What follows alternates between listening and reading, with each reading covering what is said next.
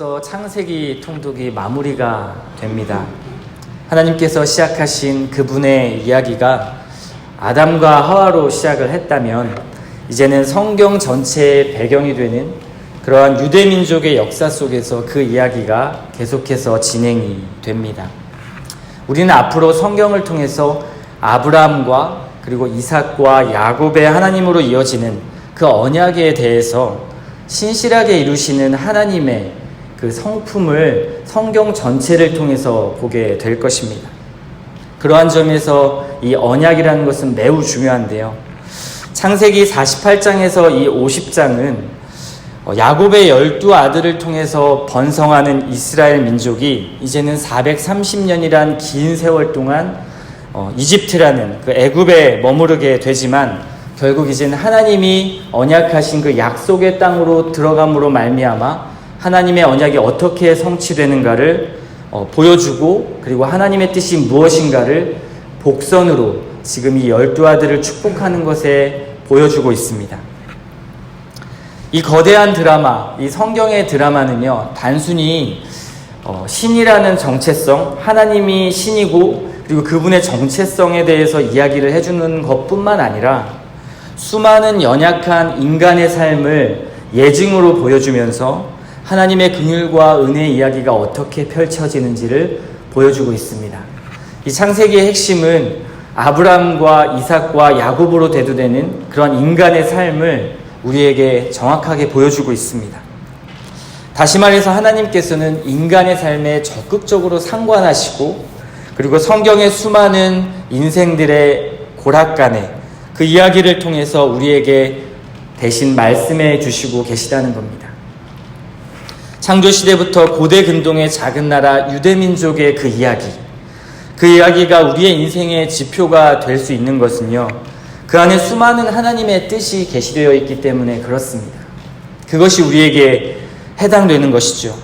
그래서 선택된 민족이 이스라엘이구나 라는 것이 핵심이 아니라요, 하나님이 인간을 얼마나 사랑하시는지를 이스라엘을 통해 보여주신 것이 우리에게 중요합니다. 왜냐하면 선택은 이스라엘 민족만 하신 것이 아니라요, 우리 모두를, 그리스도를 믿는 우리 모두를 선택하셨기 때문에 그렇습니다. 그러니까 성경의 이야기는 이스라엘의 그러한 이야기만 적용되는 것이 아니라 우리의 인생에도 똑같이 적용되는 것입니다. 우리는 창세기를 통해 계시를 받았던 아담과 하와 그 실패를 보았습니다. 그리고 노아의 방주의 사건을 통해서 하나님 앞에 불순종하는 자들은 어떻게 심판을 받는지도 보았습니다. 그리고 아브라함과 이삭과 야곱에게 하신 그 언약의 삶을 통해서 이제 야곱이 걸었던 그리고 이스라엘 민족이 걸었던 나그네의 인생이 무엇인지를, 이제 그 인생이 그리스도인에게 어떻게 적용되는지를 우리는 배워갈 것입니다. 이와 동일하게 나그네 이스라엘이 실패했던 그 실패를 우리의 실패로, 거울로 삼아서 보게 될 것이고요. 그리고 성경 속의 모든 인간의 실패가 곧 우리의 실패와 같다라는 것을 또다시 깨닫게 될 것입니다. 그래서 하나님이 하신 그 말씀들이 지금 우리 실패하는 인생 속에서 어떻게 우리에게 적용되고 그리고 어떻게 우리가 받아들여야 할지를 이 창세기를 통해서 보아야 할 것입니다. 이 창세기를 마무리하는 오늘 이 말씀 속에서요, 우리는 하나님이 아브라함과 이삭과 야곱에게 하셨던 그 언약을 붙잡고 살았던 이 세 인물의 하나님의 믿음을 우리가 어떻게 볼지를 다시 한번 이 말씀을 통해 보고요. 그리고 머나먼 나라의 이야기만 같은 이 유대민족의 야곱 그리고 요셉의 이야기가 여러분의 인생에서 어떻게 적용되는지를 다시 한번 살펴보시기 바랍니다. 오늘 본문을 보면요, 요셉은 애굽에서 얻은 두 아들 므낫세와 에브라임을 데리고 연로하여 병든 야곱을 찾아옵니다. 그때 야곱은 아들 요셉에게 과거 베델에서 하나님께 받았던 그 은혜, 전능하신 하나님께서 주신 그 축복, 그리고 소유할 땅과 큰 민족을 이루게 하리라라는 그 약속을 이 두 아들에게 그리고 요셉에게 말해줍니다.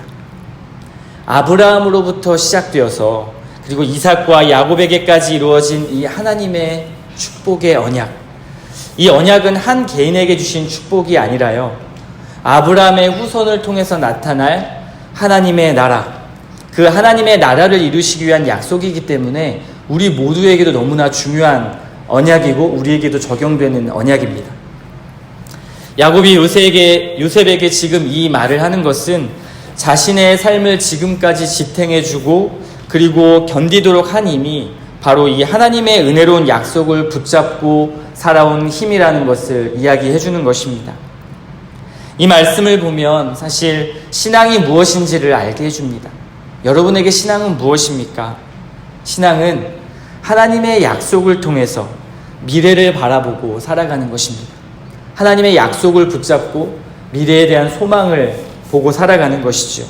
막연한 나의 미래와 꿈의 성취가 아니라 하나님의 약속을 붙잡는 그러한 삶입니다. 8절부터 야곱의 요셉의 두 아들 므낫세와 에브라임을 축복하는 장면이 등장하는데요. 믿음장이라고 불리우는 히브리서 11장에서 보면 21절에 야곱에 대해서 소개하는 내용이 나옵니다. 그 짧은 한 절의 구절 속에 야곱을 소개할 때 어떠한 사건을 말하냐면요, 바로 이 요셉의 두 아들을 축복하는 그 장면을 기록합니다. 믿음의 조상들을 소개하는 히브리서, 거기에서 야곱의 믿음을 소개할 때 다른 어떠한 사건이 아닌 이 장면, 이 요셉의 두 아들을 축복하는 장면, 그것을 기록하는 이유가 무엇일까요? 그리고 이것이 왜 중요한 것일까요?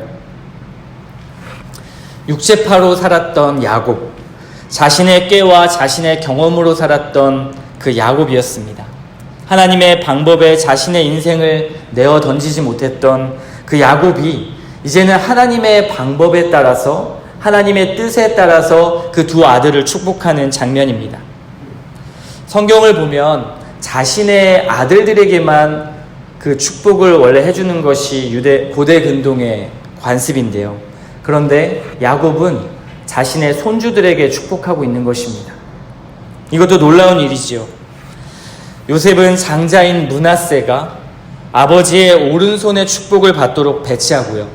그리고 눈이 어두운 야곱은 차자인 에브라임에게 오른손을 교차해서 안수하는 그런 실수인 것처럼 그렇게 보이는 행동을 하게 됩니다. 그리고 장자인 므낫세에게 왼손으로 축복하는 그러한 실수를 범하는 것과 같은 그러한 일을 행하지요. 요셉은 이것이 못마땅했습니다. 그래서 아버지에게 장자는 므낫세입니다 라고 말하며 그 자리를 바꾸려고 하지요. 야곱의 대답이 재밌습니다. 나도 안다, 내 아들아, 나도 안다. 야곱이 안다는 의미가 무엇일까요? 젊은 시절 거짓말로 그 축복을 가로챘던, 장자의 축복을 가로챈 야곱은 이제 하나님께서 행하시는 방법을 알게 되었습니다. 이제 자기의 손자들을 그렇게 거짓으로 축복할 필요가 없이 하나님 앞에 당당하게 두 손을 교차해서 축복하는 것입니다. 장자에게 안수하는 이 장면, 야곱과 에서의 그 축복의 장면을 떠올리지 않을 수가 없는데요. 하나님께서는 분명히 야곱에게 그 태에서 있을 때부터 사남에게 축복할 것이라는 것을 약속을 하셨지만 그것을 믿지 못한 리브가와 야곱은 자신의 계획과 방법을 세워서 그 일을 이루려고 합니다. 아마 야곱도 이때 이삭의 축복을 받았던 자신의 젊은 시절이 떠올랐을 것입니다. 그리고 그로부터 시작된 험난한 인생의 그 세월길을 주마등같이 떠올렸을 것입니다. 고대 근동의 정서에서는요, 장남이 장자권을 받는 것이 너무나 당연한 일이었는데요. 그런데 지금 이때부터, 야곱 때부터 계속 차남들이 장자들의 몫을 차지하는 일들이 반복되고 있습니다. 아마 야곱이 차남이었던 상처 때문에 차남에 있는 에브라임의 위치가 안쓰러워서 그 손을 교차해서 안수했던 것일까요? 저는 이 본문을 묵상하면서 혹시 그랬을 수도 있겠다라는 생각을 했습니다. 그런데 성경을 자세히 보면 그렇지 않습니다. 이 본문의 의미는 복을 빌어주고 장자의 축복을 부여해주는 그 권한과 그리고 그 권위가 꼭 사람이 하는 일 같지만 사실 그 축복은 하나님으로부터 온다라는 것을 이야기해주고 있는 것입니다. 하나님의 뜻 안에서 모든 축복과 모든 인생이 결정된다라는 것을 이 축복의 장자권의 이야기를 통해서 말씀하고 계신 것이죠. 곧 험난한 인생길을 마감하고 이제 하나님의 본향으로 돌아갈 야곱의 고백에서 우리는 이것을 확인할 수가 있습니다. 15절과 16절의 말씀인데요. 내 조부 아브라함과 아버지 이삭이 섬기던 하나님, 나의 출생으로부터 지금까지 나를 기르신 하나님, 나를 모든 환난에서 건지신 여호와의 사자께서, 이렇게 고백하는데요. 이것은 이제 성숙하고 변화된 야곱의 믿음을 보여주는 고백입니다. 인생이란 오랜 여정의 기간을 통해서 그의 신앙은 성숙해졌습니다. 그리고 여호와를 신뢰하는 방법을 배운 것이죠. 그러한 믿음을 가진 야곱이 이제 하나님의 뜻이 무엇인지 알게 되었습니다. 참 목자가 되시고 그리고 여호와의 사자를 통해 인생을 살피시는 하나님께서 그 인생을 책임지셨다라는 이 성경 본문의 말씀, 이러한 야곱의 고백을 통해서 요셉의 두 아들의 인생은 야곱의 축복이 아닌 하나님의 축복으로부터 시작된다라는 것을 오늘 본문이 말씀해주고 있는 것입니다. 우리는 인생을 살면서 두 아들에게 보여진 이러한 교차된 축복의 손을 자주 보게 됩니다. 우리 인생에서 발견하는 것이죠. 당연히 장자에게 주어야 할 하나님의 선택인데, 너무나 당연한 것인데 우리의 생각과 우리의 관습을 뒤엎어버리는 그러한 일들이 우리에게 일어납니다. 하나님께서 얼마나 자주 우리의 인생의 순서를 뒤바꾸시는지 모르겠습니다. 당연한 것들을 뒤집는 것 같습니다.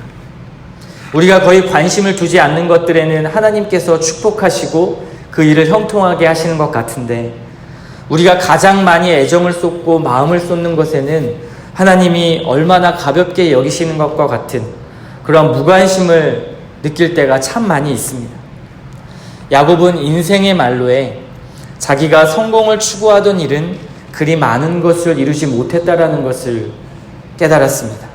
오히려 거의 이루어질 수 없는 일들, 우연과 같은 일들이 하나님에 의해서 이루어졌다라는 것을, 그리고 번창하고 복을 얻었다는 것은 그 하나님으로부터 시작되었다라는 것을 철저하게 깨달았습니다. 이처럼 우리가 신앙 안에서 성숙해진다라고 하는 것은요, 나의 계산을 뒤집는 그런 하나님의 계획과 목적에, 그리고 하나님이 하시는 일에 익숙해지는 것 아닐까요? 이러한 익숙함을 채워가는 것이 우리의 험난한 인생의 고난길이고, 만약에 연단이라면 우리는 기꺼이 그 익숙함 속에 들어가는 고난과 연단을 받아들여야 할 것입니다. 왜냐하면 그것이 성경이 말하는 참된 축복이기 때문에 그렇습니다. 하나님의 방법과 길이 인간의 생각과 다르다는 것을 이렇게 성경을 통해서 보여주는 것은 우리에게 얼마나 큰 은혜인지 모르겠습니다. 우리의 계산이 틀렸고 우리의 생각이 하나님의 말씀 앞에 비추어 본다면 얼마나 지혜 없는 인생인가를 보게 해주기 때문에 그렇습니다. 하나님의 계산은 실패가 없습니다. 여러분에게도 교차된 이 축복의 손이 놓여질 때가 있을 것입니다. 그때 이해되지 않지만 야곱의 고백처럼 그것을 이루어 가시는 하나님의 손길과 인도하심을 신뢰해야 합니다. 우리의 인생은 철저히 그분 앞에 달려 있습니다. 인간이 만든 관습과 그리고 사회와 문화, 그리고 세상이 말하는 어쩔 수 없는 가치와 제도를 따라가는 우리들의 모습이 하나님과 멀어지게 만듭니다. 그러나 그럼에도 불구하고 하나님께서 그 모든 것을 다스리시고 운행해 나가신다는 것을 우리가 믿을 때 우리에게는 더 없는 안정감과 그리고 더 없는 보호 속에 그 인생을 살아갈 수 있는 것입니다. 야곱은 이제 더 이상 장자권이라는 그 축복, 그리고 인생의 경험과 방법을 통해서 그 인생을 살지 않습니다. 그리고 그의 자녀들에게도 그러한 축복을 해주고 있는 것입니다. 끝내 야곱이 붙잡았던 것은 하나님의 신실하심을 붙잡았습니다. 그 약속을 지키시는 하나님. 그렇다면 우리가 붙잡아야 할 것은 무엇입니까? 우리가 붙잡아야 할 것도 하나님의 신실하심을 붙잡는 것입니다. 하나님께서 우리와 함께 하시고 우리를 축복하시고 우리의 인생을 책임지신다라는 그 신실하심을 붙잡고 나아갈 때 우리에게는 그 어떠한 두려움과 고난과 연단이 찾아온다 할지라도 이 야곱이 끝내 고백했던 이 고백을 해낼 수 있으리라 믿어 의심치 않습니다. 마하나임의 군대를 예비하시고 그리고 우리와 동행하시는 그 하나님을 의지하며 나아가는 이 아침 시간 되시기를 소원합니다.